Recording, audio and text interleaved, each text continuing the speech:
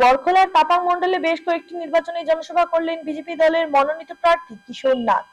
বুধবার বরখলা বিধানসভা সমষ্টির তাপাং মণ্ডলে বেশ কয়েকটি নির্বাচনী জনসভা করলেন বরখলা সমষ্টির বিজেপি দলের মনোনীত প্রার্থী কিশোর নাথ। সঙ্গে ছিলেন তাপাং মণ্ডলের মণ্ডল সভাপতি সঞ্জীব দেব, ছিলেন বরখলা সমষ্টির দলীয় প্রভারী সৌমিত্র দত্ত, মধ্যপ্রদেশ থেকে আগত সাংসদ কবিতা পাটিহার এবং জম্মু কাশ্মীরের বিধায়ক দিলীপ সিং।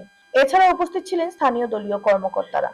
এদিন শ্রীকুনা, লালমাটি, মাঝঘাট, কালীবাড়ি, দীঘ শ্রীকুনা তাপাং মণ্ডল অফিস, আলমবাগ ৭ মাইল, কুয়ারপাড় মিলন মন্দির এবং শাহপুরে পৃথক পৃথক নির্বাচনী জনসভায় অংশগ্রহণ করেন তিনি।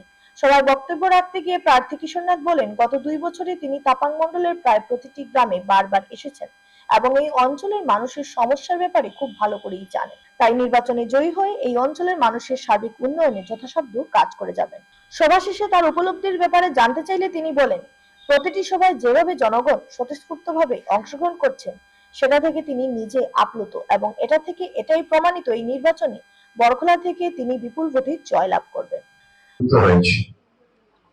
আর আমি যে গত 2 বছর কাজ করেছি, ঘুরে বেরিয়েছি, সেটা আমার কাজে লেগেছে কিনা সেটা দেখার জন্য একবার জিজ্ঞেস করলাম।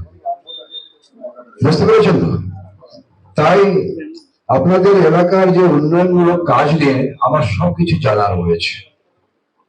এখানে রাস্তাঘাটের অবস্থা, বিশুদ্ধ পানীয় জলের ব্যবস্থা, এগুলো আমার সব জানাই হয়েছে।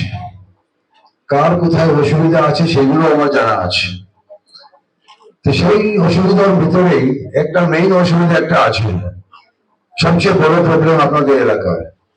কি প্রবলেম সেটা? পাট্টা।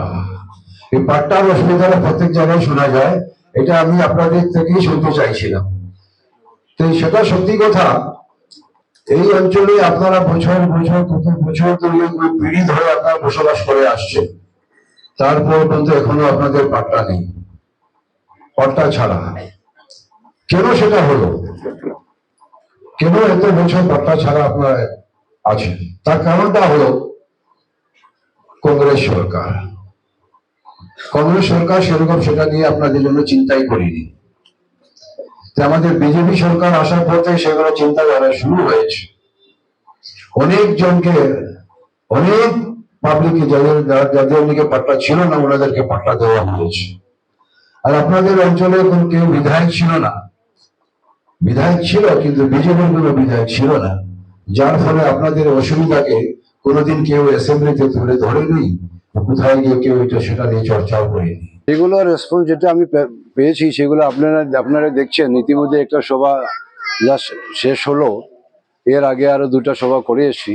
প্রত্যেকটা সভায় যে জনসমাগম যেটা দেখছি বা জনসমর্থন যেটা পাচ্ছি, জনগণের যে ভালোবাসা আদর পাচ্ছি আমি, সেটা দেখে সত্যিই আমার খুব ভালো লাগছে। আমি আপ্লুত, আর আমি জনগণের কাছে ঋণী হয়ে যাচ্ছি। আমি সেটাই বলবো, আমি জনগণের পাশে ঋণী হচ্ছি, কেননা ওনারা আমাকে এত ভালোবাসা দিচ্ছেন, সেই ভালোবাসার ঋণে আমি হচ্ছি। আর আমি ওনাদের ঋণ শোধ করব, ওনাদের মূল্যবান ভোটে আমি বিপুল ভোটে জয়যুক্ত হয়ে আমি সেই ভালোবাসার ঋণ আমি শোধ করব।